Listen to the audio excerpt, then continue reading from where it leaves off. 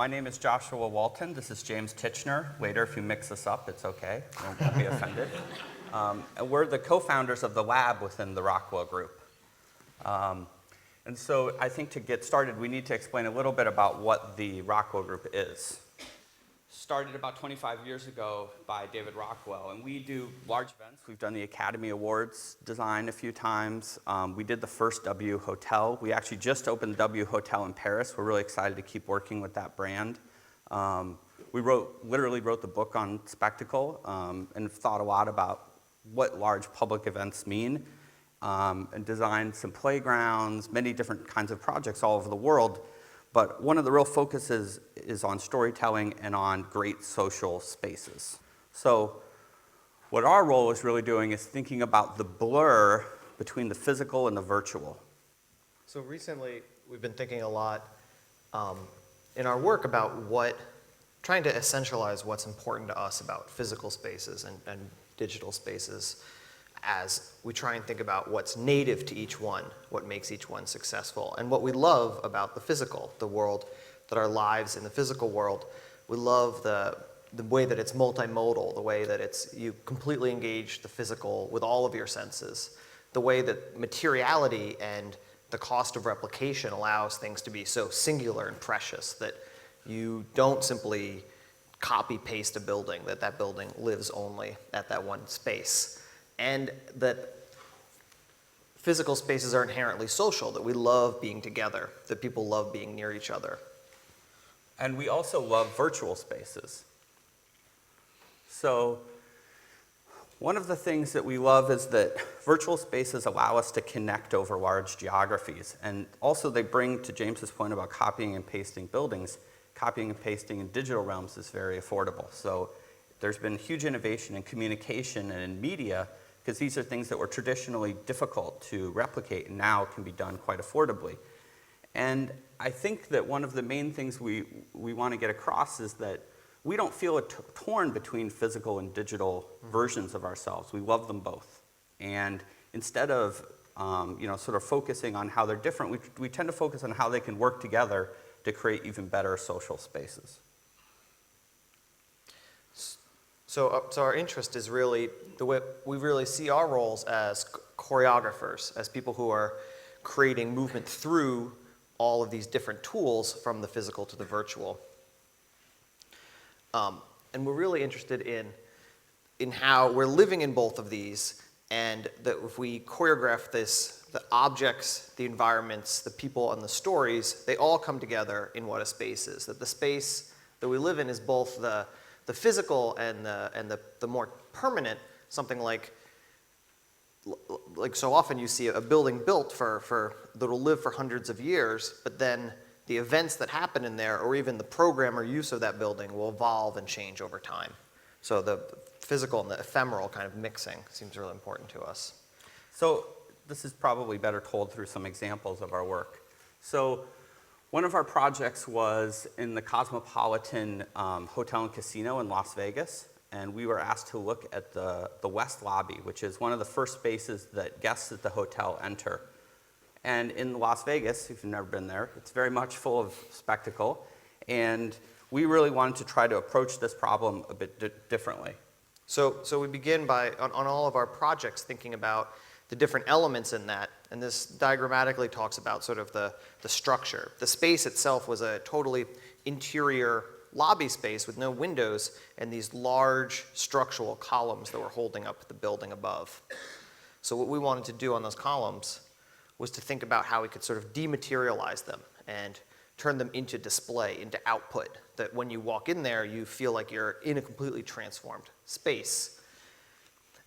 And what's really exciting about that is that then, in turn, we have sensing. We have a number of inputs, so that we're able to think about a space as both its physical, the physical structure, a series of outputs, inputs, and then the virtual element that lives within there. And one important aspect of this is it's both a beautiful display technology and an interactive experience, but in addition, it's sort of helping understand what people do in that environment. So that sensing that's used to trigger animations and different experiences can also be sort of mined later to understand how do your customers actually use this lobby space. And this is how the project turned out. So what you're looking at are a series of 1.5 meter by 4.5 meter columns that are LCD monitors that are behind a half silver bronze mirror. So when it's off, it's a completely mirrored environment. But then when video and content comes on, it pushes through that mirror. So there's a tight linking between the materiality of that actual display and the content that is developed for it.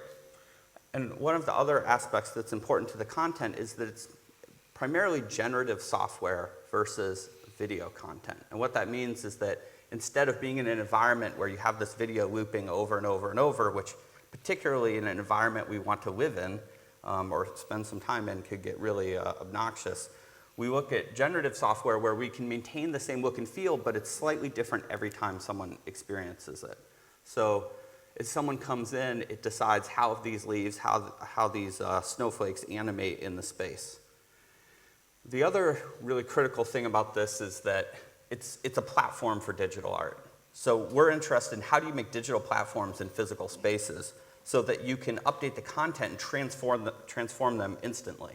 So in this case, you know, when there's a special event or they want to have a change in program or even the tone of what's happening in the lobby space, they can kind of quickly dial that up and down to manipulate the mood of the space. And this was really exciting and successful here because the real value add of a piece like this is that it can extend the life of what's exciting and new about it, that they commission new works for it. And I think that's a promise often told about interactive art, but we worked really hard in this to build relationships and a content pipeline and a support structure for the back end so that they're actually gone from the 3 initial pieces that we made for the system to today you can go and there are about 40 different shows on the columns.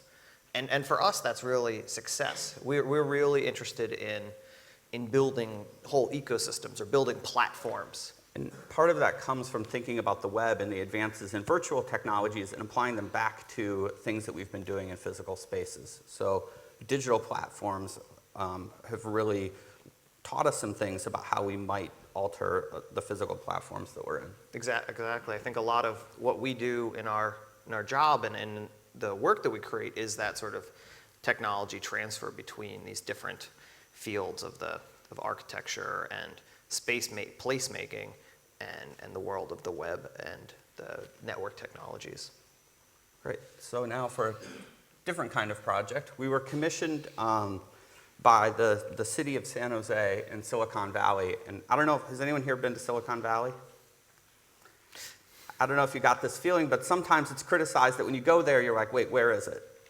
It's kind of sprawling suburban life, and you're not sure if you're there yet sometimes. So one of the things we've been thinking about is how do cities represent more of the virtual activity that's happening in them? And so this commission was for the city hall space. And this large tower structure was one of the first parts that we wanted to address. So we sort of turned it has a large plot. It is a sprawling suburb with a downtown and then this tower in front of this large plaza. So we use the tower as a visualization that we project upon, and the plaza we show a number of these different inputs.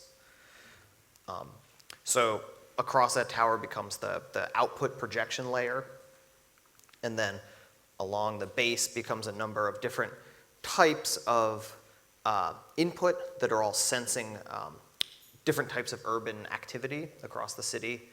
And what's exciting with this one is that it's not only, a lot of these activities, you'll see in the video, are happening on this plaza, but a lot of the activities are also happening in the virtual world, but still location-based, virtually within a 5 square mile radius of City Hall. This is the piece, and one of the things we liked about it was that it acted as a beacon for the city. So from far away, you could see this projection, and it would draw you to the physical plaza. Once you got to the physical plaza, there were a number of interactive areas where you could play hopscotch, you could yell into a megaphone, you could use these picnic benches, which would then react. And all of these are causing animations to move up the building. And in addition to those physical parts, there's also virtual parts. So for me personally, one of my favorite moments is that as people leave the plaza, and it's 2 or 3 in the morning, you still see this building vibrantly lit up with all of the virtual activity on Twitter and Foursquare and Facebook and Flickr, and you feel kind of a more visceral feeling of the activity of the city. And I think that, as an approach, as a way that our team works in our approach to design and thinking, we really believe in learning through making.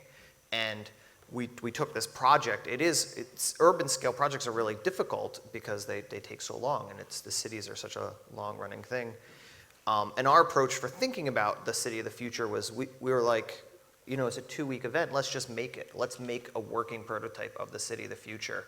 And to do it in San Jose was really important to us because we could really have a direct effect on a lot of people who were engineering the city of the future. A lot of people at places like Cisco and IBM and Google who will be making infrastructural decisions. So we took a sort of the iconography of the whole thing has this approach about being a playground or sandbox.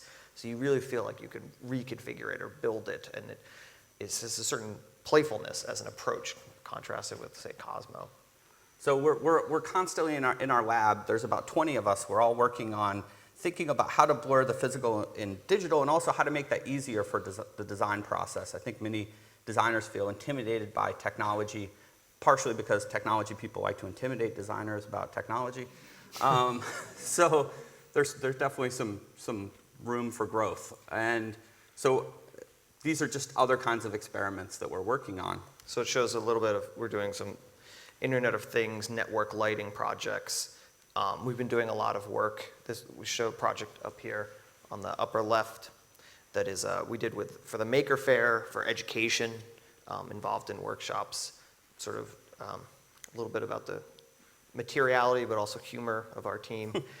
And then, we're always trying to push on how technology can work socially in spaces, not just like social media, but also how does it facilitate and structure conversations of people within the same room. So this is an example of a pretty simple interface between an iPad, a number of iPads and a projection, but it starts to change the program and use of a cocktail party to engage people a different way. So what are we doing next? We're actually looking kind of to the past and thinking the Homebrew Computer Club, which was a group of people really interested in how could we make computers into personal computers. And their first attempt was something that kind of, they got together around this idea. Maybe this is the personal computer. And I think that this is actually kind of a symbol of where we're at today in terms of the Internet of Things and the integrating of the physical and virtual. I think we're still in very early days, and we're not going to get it right.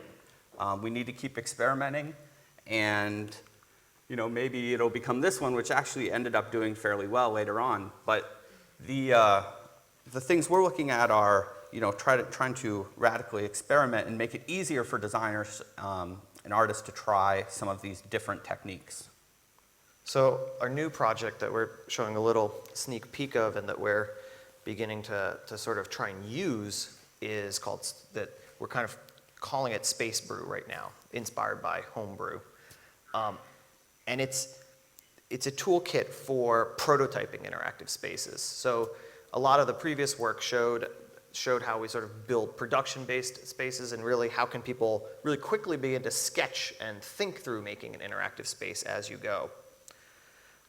And part of this is helping designers think, when the Internet of Things comes and all these things are connected and all these technology companies are thinking about that, well, what do these objects say to each other? We need to be spending more of our time focused on how these things choreograph together now that we're getting them connected. So we'll show you a video of some experiments from our lab where we've been playing with Space Brew, which is actually open source and it's on GitHub. So these are all really quick workshop examples that people have been creating to connect the physical and digital together.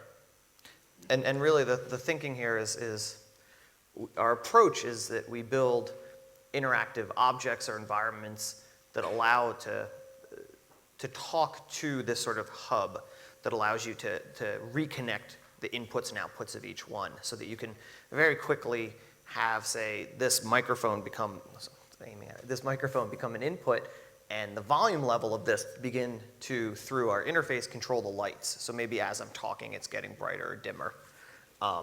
That's not the best idea, but that's really the point of the project, is that you don't really know if it's a good or bad idea until you try it. And that's really something we believe strongly in, that the sketching process and the design process of interactive tools has to be through interaction and through working prototypes. And so we're really excited about this new approach and trying to get involved more and more of the design community and the design technology community to try out Space Brew, but also to kind of have more people in our field, more people doing interactive spaces, because I think that it'll add that richness to it. Thanks.